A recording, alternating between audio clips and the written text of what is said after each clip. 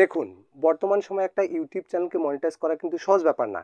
একটা ইউটিউব চ্যানেলকে মনিটাইজ করার জন্য যেটা প্রয়োজন ১,০০০ সাবস্ক্রাইবার এবং ৪,০০০ ঘন্টা ওয়াচ টাইম। এই ১,০০০ সাবস্ক্রাইবার এবং ৪,০০০ ঘন্টা ওয়াচ টাইম কমপ্লিট করাটা কিন্তু মুখের কথা না। এই ১,০০০ সাবস্ক্রাইবার এবং ৪,০০০ ঘন্টা ওয়াচ টাইম এটা কমপ্লিট করতে কিন্তু অনেক ক্রিয়েটরের দম বেরিয়ে যায় এবং অনেকে দেখা যায় যে এই ১,০০০ সাবস্ক্রাইবার এবং ৪,০০০ ঘন্টা ওয়াচ টাইম কমপ্লিট করার পূর্বেই ইউটিউব ছেড়ে কিন্তু চলে যায়। তো এই ১,০০০ সাবস্ক্রাইবার এবং ৪,০০০ ঘন্টা ওয়াচ টাইম এই মাইলস্টোনটা কমপ্লিট করার পরেও আমরা যখন আমাদের চ্যানেলটাকে ইউটিউবে রিভিউ পাঠাই, দেখা যায় যে বিভিন্ন কারণে আমাদের চ্যানেলের যে মনিটাইজেশন সেই মনিটাইজেশনটাকে কিন্তু রিজেক্ট করে দেওয়া হয়। এদের মধ্যে যারা ভালোভাবে বা সঠিকভাবে ইউটিউবে কাজ করে তাদের ক্ষেত্রে দেখা যায় তাদেরকে কিন্তু মনিটাইজেশনটা দেওয়া হয়। তো এই এত কষ্ট করে পাওয়া আপনার ইউটিউব চ্যানেলের মনিটাইজেশন যদি নির্দিষ্ট কিছু কারণের জন্য ডিসেবলড হয়ে যায়, আপনি কি নিজেকে ক্ষমা করতে পারবেন? আপনার অন্তর থেকে নিজেকে কতটা খারাপ লাগতে পারে সেটা কিন্তু আপনি নিজেই বুঝবেন। তো এই ভিডিওতে আমি আপনাদের 4টি ভুলের কথা বলবো। এই 4টি ভুলের কারণেই কিন্তু বিশেষ করে ইউটিউব চ্যানেলের যে মনিটাইজেশন সেই মনিটাইজেশনগুলো কিন্তু ডিসেবল হয়ে থাকে। তো কি এই ভুলগুলো আমি আপনাদের এক এক করে বুঝিয়ে দিচ্ছি যাতে মনিটাইজেশন পাওয়ার পর আর আপনাকে এরকম কোনো ভোগান্তি না পোহাতে হয়। তো চলুন মেইন টপিকসে যাওয়া যাক। ওকে, তো ইউটিউব চ্যানেলের মধ্যে মনিটাইজেশন ডিসেবল হওয়ার প্রথম যে কারণটি সেটি হচ্ছে ভিডিওস ডিলেট।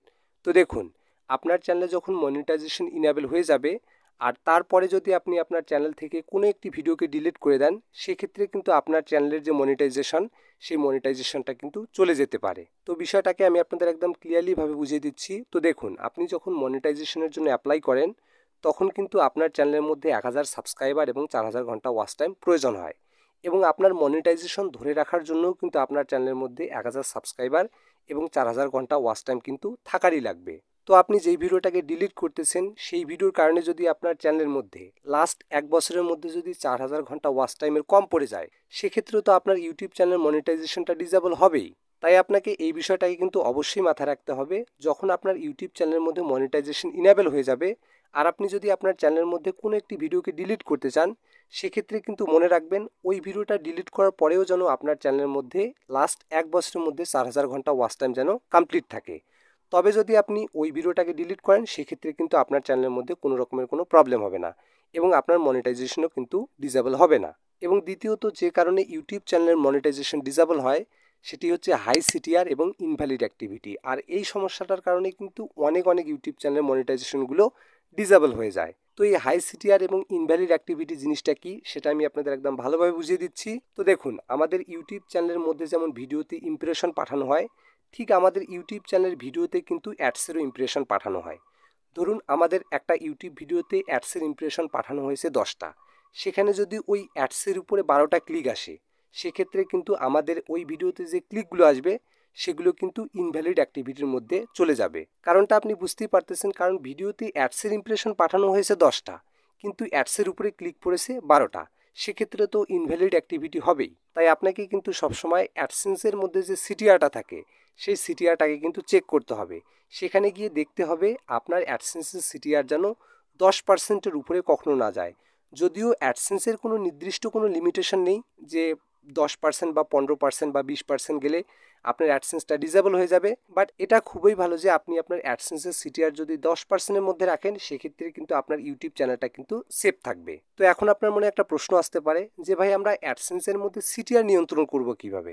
তো দেখুন, আপনার ইউটিউব চ্যানেলের মধ্যে যে মোস্ট পপুলার ভিডিওগুলো থাকবে, অর্থাৎ আপনার ইউটিউব চ্যানেলের মধ্যে যেই ভিডিওগুলোতে সবথেকে বেশি ভিউজ এসেছে, সেই ভিডিওর মনিটাইজেশন সেকশনে গিয়ে আপনাকে যেটা করতে হবে ওই ভিডিওতে যে স্কিপেবল এবং নন স্কিপেবল যে অ্যাডসগুলো আছে সেই অ্যাডসগুলো কিন্তু আপনাকে অফ করে দিতে হবে এবং সেই সাথে আপনি যে নতুন ভিডিওগুলোকে আপলোড করতেছেন সেই ভিডিওর মধ্যে কিন্তু সেম কাজটা করতে হবে। স্কিপেবল এবং নন স্কিপেবল যে অ্যাডগুলো আছে সেই অ্যাডগুলোকে কিন্তু অফ করে দিতে হবে। আর এই অ্যাডগুলোর কারণে কিন্তু সবসময় সিটিআরগুলো সব থেকে বেশি হয়, এটা কিন্তু অবশ্যই আপনি মাথায় রাখবেন। এবং 3 নাম্বার যে কারণে আমাদের ইউটিউব চ্যানেলের মনিটাইজেশন ডিসেবল হয়ে যায় সেটি হচ্ছে মিসলিডিং মেটাডাটা।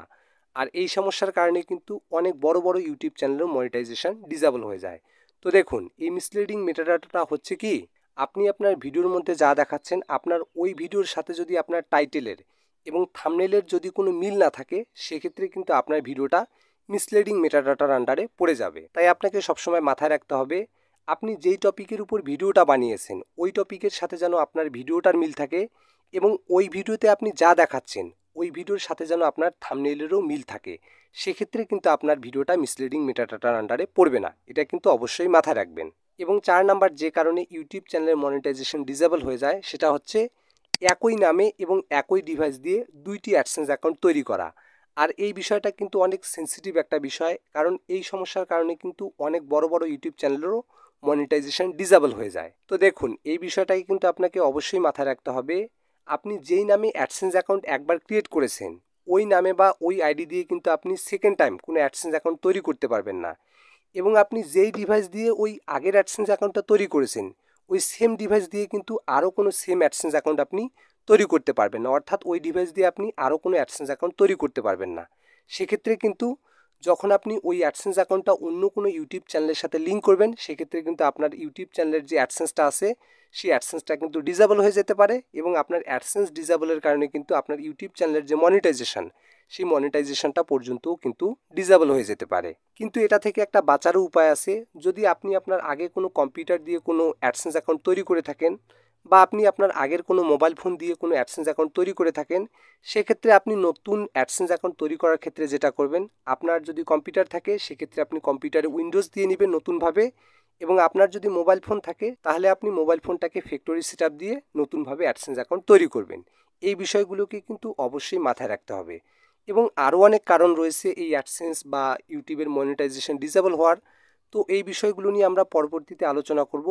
বাট বেসিক্যালি যেই কারণে আমাদের ইউটিউব চ্যানেলের মনিটাইজেশন ডিসেবল হয়ে থাকে, এই বিষয়গুলোকে কিন্তু আমি আপনাদের খুব ভালোভাবে বুঝাতে পেরেছি। আশা করি এই 4টা বিষয়কে আপনি অনেক ভালোভাবে বুঝতে পেরেছেন। তো ভিডিওটি যদি আপনার ভালো লেগে থাকে তাহলে ভিডিওটিতে একটি লাইক করবেন, আর চ্যানেলে নতুন হয়ে থাকলে চ্যানেলটিকে সাবস্ক্রাইব করবেন। Till then, take care and stay safe.